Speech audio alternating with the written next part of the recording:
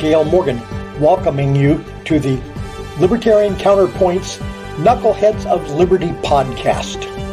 You've heard their point, now listen to the counterpoint.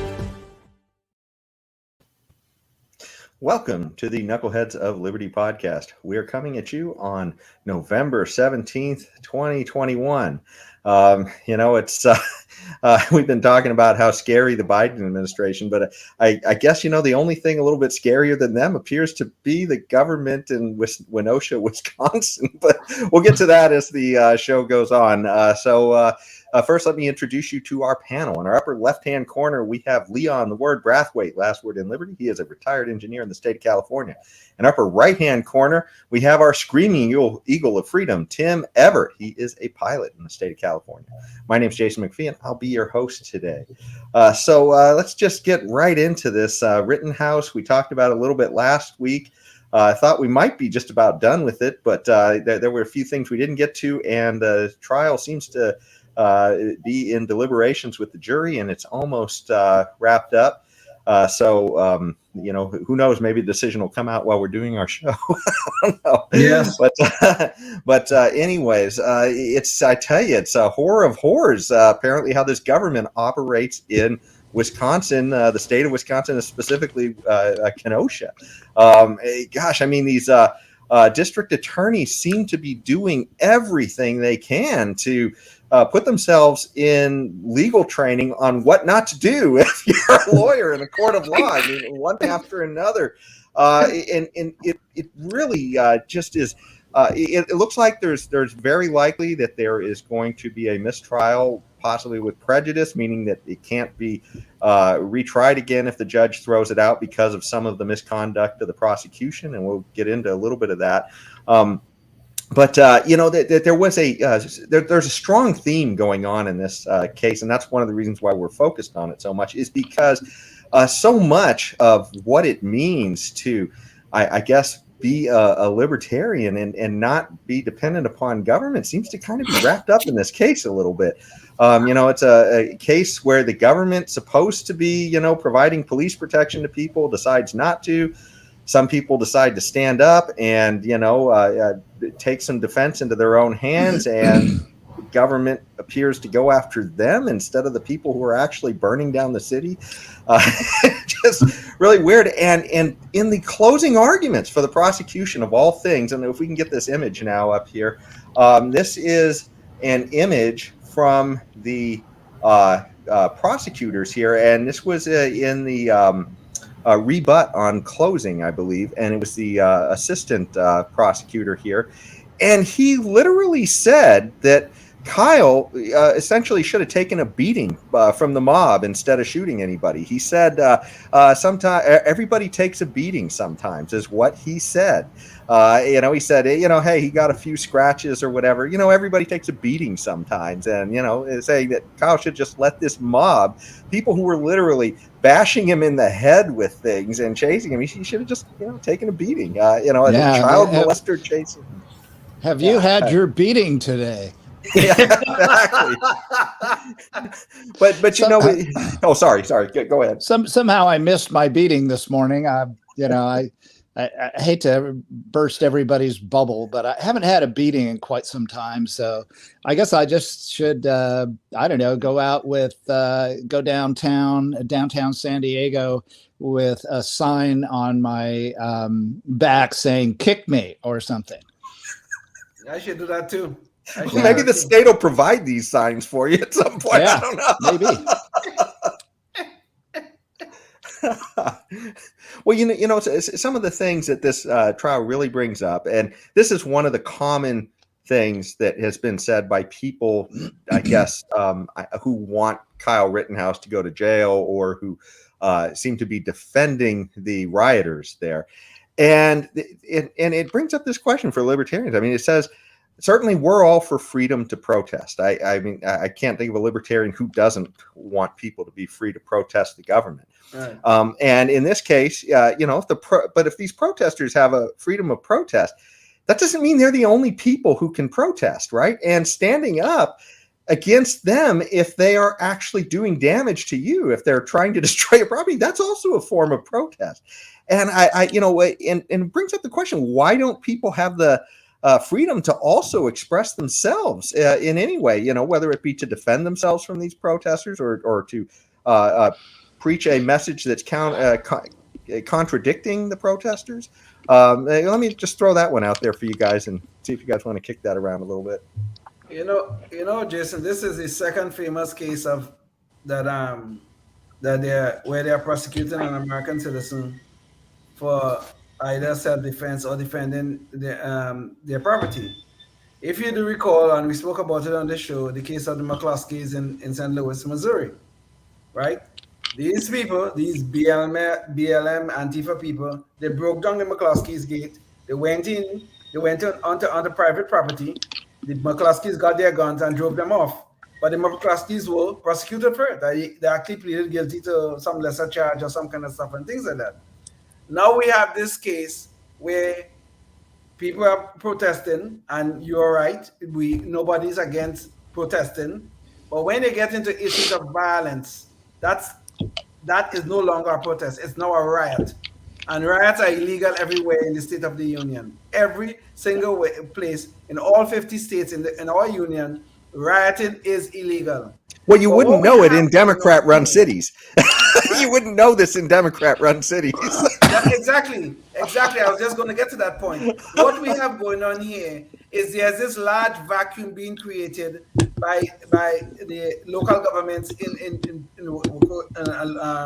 Kenosha, Wisconsin, in St. Louis, Missouri, and other places.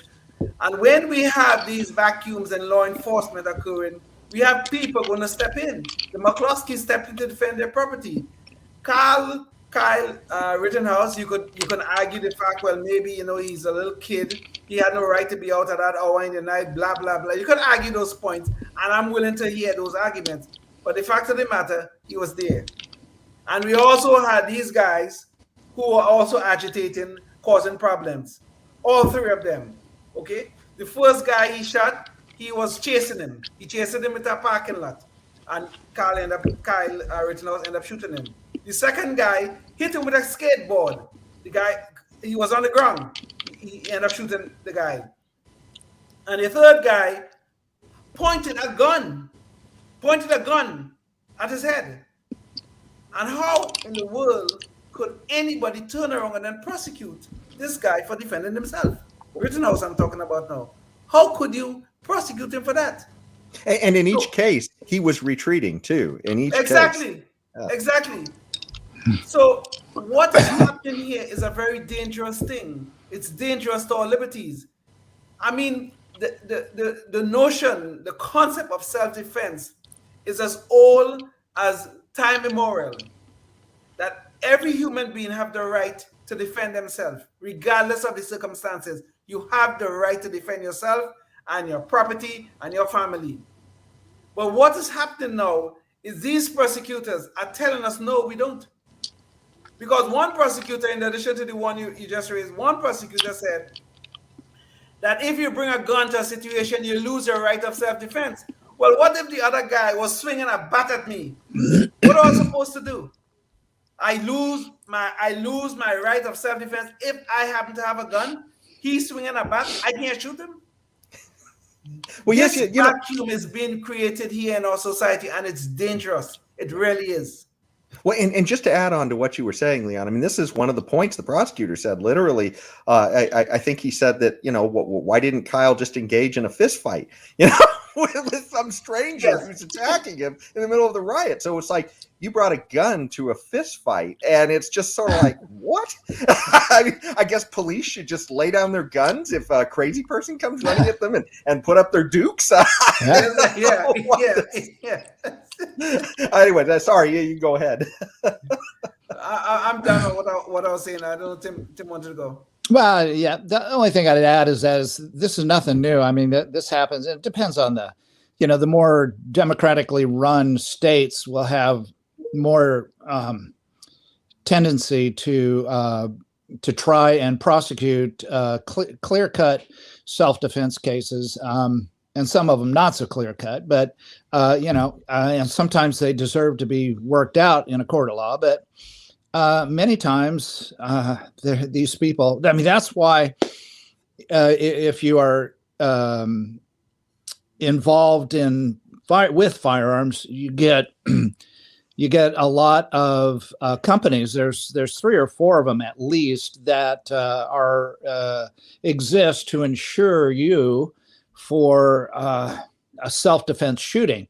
So what they'll do is they'll provide an attorney for you and legal advice and anything you need if you ever get involved in a self-defense shooting. And it's $30-40 a month for the insurance. And they to help you make a decision about joining their insurance company, they'll provide examples of times when a clear-cut self-defense case was prosecuted and not necessarily won, but prosecuted for to try to convict the victim for defending their own life, even though, I mean, it can be just as clear cut as can be. It's crazy. And you know what is an added layer of craziness, Tim. You're so right. It's crazy, and I totally agree. But the added layer of craziness in this whole thing is the issue of race. Now, I can't believe how, I don't know, nor do I understand how race became a part of this. Even the president of the United States have suddenly declared that Kyle Rittenhouse is some white supremacist. I don't know how he got there, okay? But you look at that case, every single person we know so far is white. All the shooter, Kyle Rittenhouse, is white.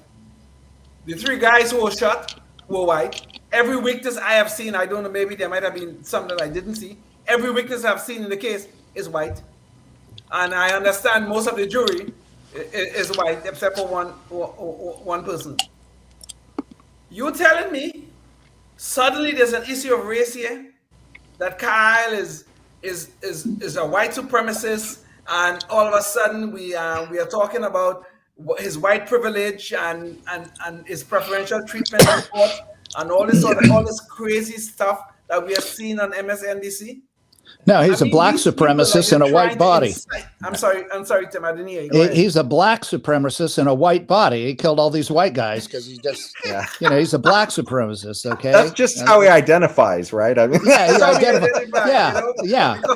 you can identify. I mean, like I could identify as a black woman if I want to, and if I did, I'd make sure I had very curvy posterior.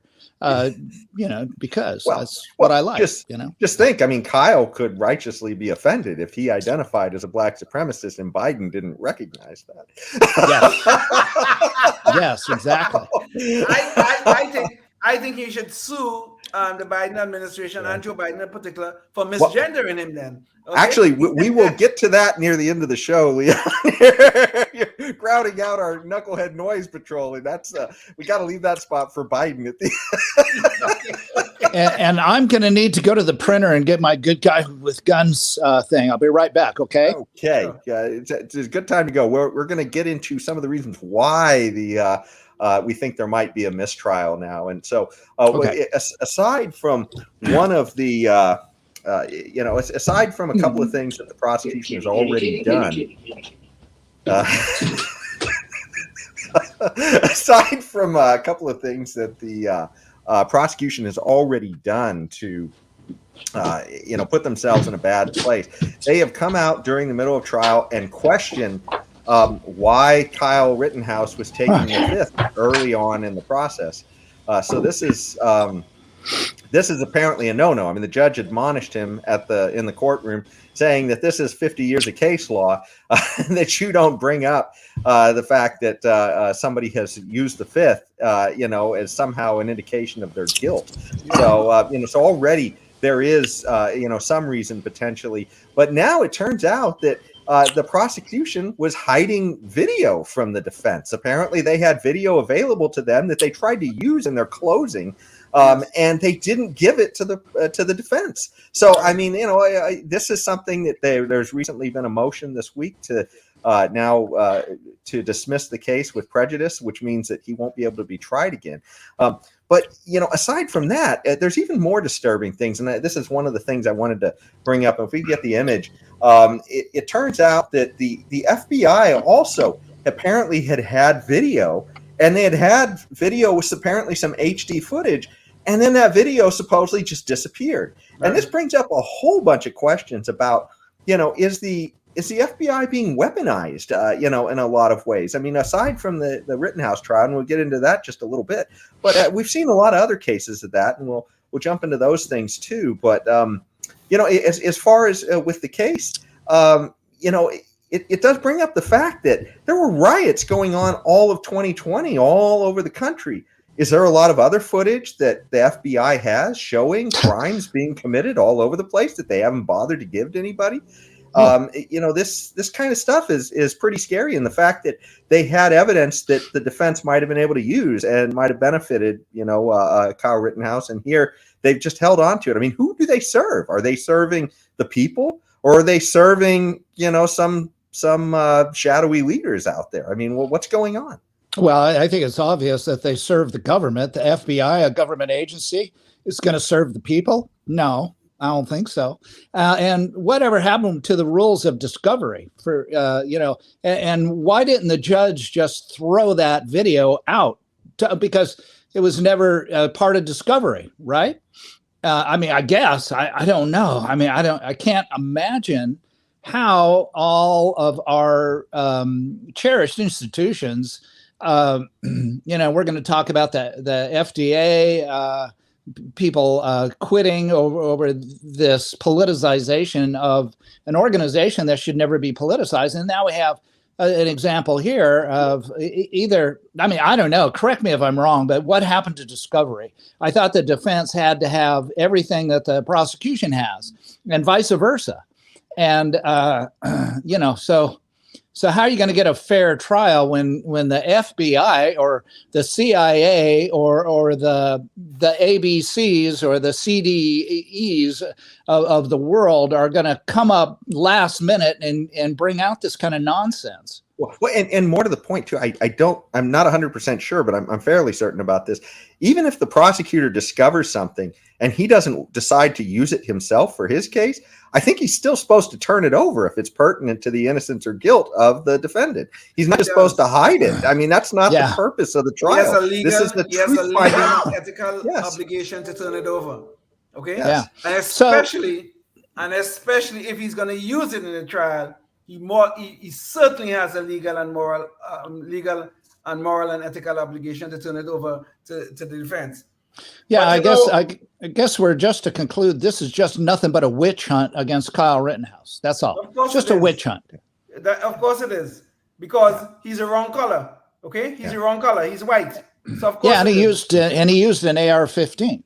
I mean, we all know AR-15. That's damning right there. Yeah, doesn't that stand for pointed at the jury with his finger on the trigger, and basic gun safety 101 to tell you never point a gun with your finger on the trigger. I mean, Tim, you know about this more than I do, unless you intend to use it. But there's a larger issue here, that very larger. Leon, you keep jumping the shark, honestly. I was going to use this as our bad guys with a gun segment. Yeah, that guy is a bad guy with a gun. Yes, this is just to let me just set it out for the people watching real quick. This is the prosecutor, the lead prosecutor, and during his closing arguments, he took an AR-15, I guess Kyle's AR-15, and he pointed it for effect right at the jury, and he had his finger on the trigger. Now, even though it probably, didn't have bullets in it, he, apparently hadn't been paying any attention to what just happened to Alec Baldwin. I when I first heard about this, I thought he pointed it at a wall. I never heard the part about pointing it directly at some of the jurors. Are you sure that happened, or what? Is that just? It did. This has been in several. As far as we know, he pointed at the jurors. He did. Several sources video of this. Well, this is an image. I don't see the judge. A lot of times they don't show the video of the jurors, Tim, because anonymity. I guess they don't want everybody to know who they are. Yeah. No, the jurors were never on video in any way, shape, or form, or never broadcast on television or anything like that. They were not. Okay. Okay. But well, who saw the guy pointed at the jurors? Who could collaborate that? Well, when this particular article is saying I read it somewhere. When he did this, the defense objected to it, and they say he was pointed the wrong way, and they didn't say anything beyond that. But I think the wrong way meant he was pointed at the jury, at the jury box, pointing it to the corner of the court, and then where's it say he pointed it at the jury? I've seen it in one of these articles. I had 2 articles linked in one of those. It definitely says it. Well, yeah. Well, anyway, it's a quote from somebody else. No. Well, Tim, I've already seen this. This has been quoted somewhere. Okay. I just didn't have it. I have to. Yeah. I can't believe there's some conspiracy going on here. Yeah. But I was going to say, though, there is a larger issue here. Even though this is bad enough about the FBI having information that may be helpful to the Rittenhouse case, and suddenly apparently they lost it, and then the prosecutor on top of that, I think, the prosecution had like 11.4 megs of video, but they only turned over 4 megs, I believe, to the defense. Timmy asked about what happened to discovery. The rules of discovery are there to do precisely what this prosecutor did not do. They are there so that they turn over all evidence, underline all evidence that they have concerning the case at hand. Yeah. And they did not do that in this case. Yeah. So throw the trial out and just stop the thing. So this case to me is ripe for the declaration of a mistrial. Yeah. Number one. And if the mistrial is not declared, I do not see how the jury could come back with anything other than a not guilty verdict when clearly, to me, he was acting in self-defense. I cannot see how you could chase a guy down the road, a guy turn around and shoot you, and then you say it was something other than murder. I completely agree with you, Leon, but we're going to have a mistrial on the show if we don't move along. 22 minutes. Let's go. Yeah. So there was the FBI thing. I'm going to just touch on that as well, because that was something that came up in the trial, but it also, we've seen a lot of other cases of that. And I just wanted to give you guys a quick chance to comment on that. We saw the Russiagate thing recently. We've seen the issue where, the Attorney General of the United States has weaponized the Department of Justice through the Patriot Act to look at parents as domestic terrorists if the school district thinks they're a threat, and of course, we've seen a lot of angry parents going to angrily protest recently with, Antifa people teaching their kids and, sexual assaults happening at schools. We've also had the case of recently of Project Veritas was recently raided. Yes, because they apparently had gotten a hold of a source that was Biden's daughter's diary, apparently, and they were trying to confirm it. They couldn't. They told the police about it. And now a year later, he's being raided, by the FBI. So, it's just some really scary stuff going on. Where's the fidelity, bravery, and integrity in the diary thing? Yes. Yeah. But this is just the point about the FBI.